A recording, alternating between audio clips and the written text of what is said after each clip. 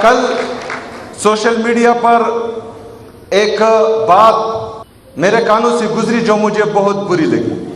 एक बंदा कह रहा था कि क्या हम खैबर पख्तूनख्वा की बच्चियों को दोबारा गारों में भेज दें। तो ये तो आप लोगों का ख्वाब हो सकता है, लेकिन इन बच्चियों का भाई यहाँ खड़ा है और इंशाल्लाह खैबर पख्तूनख्वा में दोबारा अमन कायम किया था। हमारी बच्चियां और बच्चे पुरअमन माहौल में तालीम हासिल कर रही थी, लेकिन बंद कमरों के फैसलों ने एक दफा फिर हमारी जिंदगी अजीरन बनाई हुई है, जिस पर मैं बार बार तनकीद करता हूं। और बंद कमरों के फैसले हमेशा नुकसानदेह होते हैं। हम तनकीद भी करते हैं, साथ में एक पॉलिसी भी देते हैं, और अगर उस पॉलिसी पे अमल किया जाए तो इसमें कोई छोटा या बड़ा नहीं होता। इससे तमाम खैबर पख्तूनख्वा की आवाम का भी फायदा है और पाकिस्तान का भी फायदा है। यहां पर एक दफा फिर जो मैं बार बार कह रहा हूं कि मिलिट्री ऑपरेशन की तैयारी हो रही है, तो मिलिट्री ऑपरेशन इनके ऑफिशियल स्टेटमेंट्स हैं कि तकरीबन 22 से ज्यादा मिलिट्री ऑपरेशन खैबर पख्तूनख्वा में हुए हैं। 14,000 से ज्यादा इंटेलिजेंस बेस्ड ऑपरेशंस हुए हैं, लेकिन फिर भी दहशतगर्दी खत्म नहीं हो रही। अगर मुसलसल ऑपरेशंस करने के बाद अभी भी दहशतगर्दी है, जो आप मान रहे हैं कि दहशतगर्दी है, वो अलग डिबेट है कि कौन लाया, कैसे लाया, कब लाया।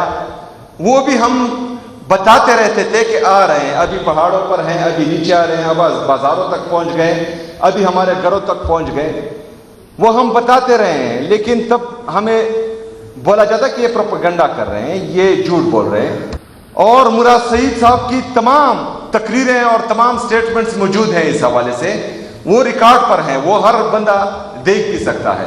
लेकिन आज एक दफा फिर अगर मिलिट्री ऑपरेशन किया जा रहा है तो कौम को एतमाद मिले, क्योंकि कौम को एतमाद ही नहीं है।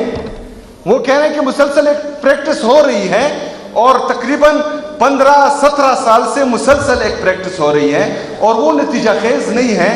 तो ये जरूरी है कि पॉलिसी शिफ्ट आना चाहिए, और पॉलिसी शिफ्ट बंद कमरों में नहीं, यहाँ खैबर पख्तूनख्वा की हुकूमत, खैबर पख्तूनख्वा के स्टेक होल्डर्स, खैबर पख्तूनख्वा की आवाम, यहाँ के मशरान, तमाम को एतमाद में लेकर एक वाज़ेह पॉलिसी बनाई जाएगी, तो वो मुस्तकिल और पायदार अमन में अहम किरदार अदा करें। लेकिन बंद कमरों के फैसले अगर आप वहां से इंप्लीमेंट करेंगे तो नतीजा यही होगा कि 17 साल से जो है मेरे पख्तूनख्वा के अवाम दर बदर की ठोकरें खा रहे हैं। हमने पहले भी कुर्बानी दी है, इससे पहले भी यहाँ ऑपरेशन हुए हैं, हमारे स्कूल तबाह हुए हैं, हमारे कॉलेजेस तबाह हुए हैं, हमारे हस्पताल तबाह हुए हैं, हमारे घर उजड़े हैं, हमारे मस्जिदें शहीद हुई हैं, हमारे उजड़े हैं, हमारे सड़कें तबाह हुई हैं।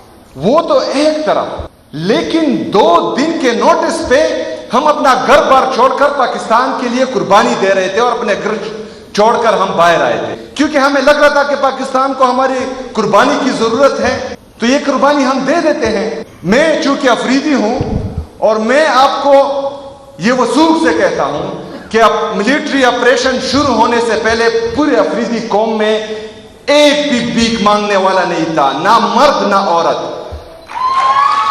लेकिन बदकिस्मती से जब मिलिट्री ऑपरेशन खत्म हुआ तो ड्रोन अटैक्स में, जेट तैयारों की बमबारी में, दहशतगर्दों के खुदकश हमलों में हमारे एक घर में अगर 5 मर्द थे तो 5 शहीद हुए, 10 मर्द थे तो 10 शहीद हुए, 20 मर्द थे तो 20 शहीद हुए, सिर्फ औरतें रह गई। लेकिन जब मैं अभी सड़कों पर अपने उन बहनों को भीख मांगते हुए देखता हूं, हमें बुरा लगता है। इसके कंसिक्वेंसेस हम देख चुके हैं। हमने बार बार कुर्बानी दी है पाकिस्तान के लिए, अगर एक दफा फिर कुर्बानी देनी पड़ेगी तो हम दरेग नहीं करेंगे इससे। लेकिन यहां पर नीयतों में फर्क है, यहां दहशतगर्दी को खत्म नहीं किया जा रहा, यहां पर पाकिस्तान तहरीक इंसाफ को और इमरान खान को खत्म करने की बातें हो रही है। यहां पर अगर दहशतगर्दी को खत्म करना होता तो हमारे साथ बैठते हैं, हमारे साथ एक पॉलिसी बनाते। हमने घर बार छोड़े, हम बाहर आए, हमारे लोगों के साथ ये कमिट किया गया कि जिसका घर तबाह होगा दहशतगर्दी के जंग में उनको 4 लाख रुपए दिए जाएंगे। 4 लाख रुपए एक पूरे घर के। पाकिस्तानियों जरा सोचो, जिसने अपनी तमाम जिंदगी की जमा पूंजी एक घर बनाने में लगाई हो और उसके सर पर सिर्फ ये एक ही छत हो, اور آپ اس کو باہر لائے کہ پاکستان کے لیے قربانی دے، اس کے بعد آپ اس کو کہیں کہ ریاست پاکستان آپ کو 4 لاکھ روپے دے گا۔ میرے پاکستانیوں، وہ 4 لاکھ روپے ابھی تک جو ہیں میرے لوگوں کو نہیں دیے جا رہے، وہ ابھی تک نہیں ملے۔ تو اس سے زیادہ مذاق خیز میرے قوم کے ساتھ، میرے صوبے کے ساتھ مذاق کیا ہو؟ میرے ہاتھ میں قلم ہے، میرے ذہن میں اجالا، مجھے کیا دبا سکے گا کوئی ظلمتوں کا پالا۔ میرے ہاتھ میں قلم ہے، میرے ذہن میں اجالا، مجھے کیا دبا سکے گا کوئی ظلمتوں کا پالا۔ مجھے فکر امن عالم، تجھے اپنی ذات کا غم ہے، میں طلوع ہو رہا ہوں، تو غروب ہونے والا۔ ایک مائنڈ سیٹ جس کی میں بار بار بات کرتا ہوں کہ ان کو اچھا نہیں لگتا کہ خیبر پختونخوا ترقی کرے، ان کو اچھا نہیں لگتا کہ ہمارے بچے پڑھیں، ان کو اچھا نہیں لگتا کہ ہمارے بچوں کے ہاتھ میں قلم ہو، کیونکہ ہمیں ہمیشہ بے سے بندوق ہی سکھایا گیا ہے۔ لیکن انشاءاللہ تعالیٰ اس دفعہ ہم کاف سے قلم ہی سیکھیں گے، بے سے بندوق نہیں سیکھیں گے۔ میں جب بھی ملٹری آپریشنز کی داستانیں یاد کرتا ہوں، کیونکہ ہم اپنی آنکھوں سے دیکھ چکے ہیں۔ ہم راستے میں کھڑے ہوتے تھے، جو ہماری مائیں بہنیں بغیر چادر کے، بغیر چپل کے ان سڑکوں پر آتی تھی، وہ ہم دیکھ چکے ہیں، وہ منظر ہمارے آنکھوں کے سامنے ہے، اور دوبارہ ہم وہ نہیں دیکھنا چاہتے۔ اور انشاءاللہ تعالیٰ اس کے لیے میں آپ کے ساتھ کھڑا ہوں گا انشاءاللہ تعالیٰ۔ میری بہنیں جو ایک مائنڈ سیٹ آپ کو غاروں میں بیچنے کا بول رہے ہیں، انشاءاللہ تعالیٰ آپ کا یہ بھائی آپ کو تعلیم بھی دے گا، آپ کو روزگار بھی دے گا، اور انشاءاللہ تعالیٰ کھڑا رہے۔ بس آپ نے اعتماد رکھنا ہے، سب سے پہلے تو آپ نے گھبرانا نہیں ہے۔ میری آنکھوں میں آپ آنسو کا قطرہ دیکھیں تو وہ آنسو کا قطرہ آپ کے مستقبل کے لیے، آپ کے دکھ و درد کے لیے ہوگا۔ یہ کبھی خوف سے میری آنکھیں جو ہیں آپ نم نہیں دیکھیں گے، کبھی ڈر سے میری آنکھیں آپ نم نہیں دیکھیں گے انشاءاللہ۔ اس سے پہلے جو ہائر ایجوکیشن ڈپارٹمنٹ کا بجٹ تھا وہ تقریباً 24 ارب روپے تھا، ہماری حکومت الحمدللہ اس کو 50 ارب روپے تک پہنچا چکی ہے۔